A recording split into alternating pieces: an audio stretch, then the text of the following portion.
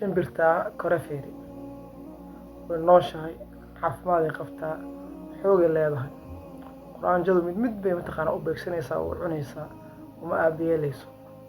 waxay aaminsan tahay inay ka xoog badan tahay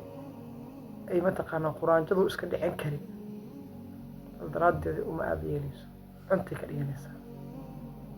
isla sawirka qaybtiisa oo safiiri waa shimbirkii markiisa laga dhiganayo cunto sawirkan wuxuu cadeen u yahay marka wax un adduunyadaani sii jiraayo ama joogta ahana ma jirto shimbirta shalay istaagaysay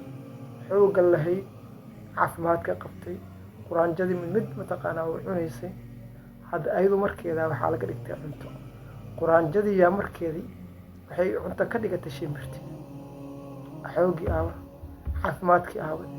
istaagii aawa malaha ugu dhammaatay marka qof walba adduunkan joogo yaa xoog walba uu leeyahay caafimaad walba uu leeyahay waxaan ku idhi xoolo walba uu leeyahay way dhammaanayaan wax aanan dhammaanin ma jirto haddii marka aad ogtahay wax inay kaa dhammaanayaan maxaad isku taagaysaa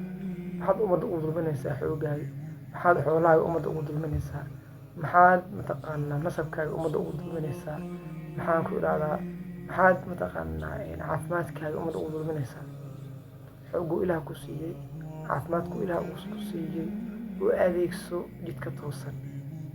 had shimbirtaan ayadu lama weydiinayo waxay samaysay waayo waa bahaa-in wax loo maysto laakiin beri adiga xoogga lagu siiyey xoolaa lagu siiyey caafimaadka lagu siiyey intaba waa lagu su-aalayaa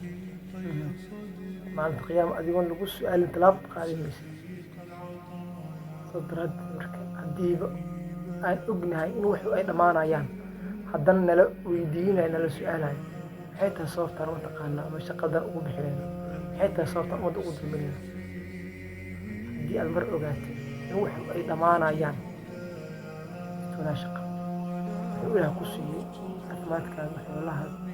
yaa xoogaaga waxay rabaan ku aadan wuxuu ilaah mataqaanaa kugu arsaaqay jidka toosa ee fiican ku bixi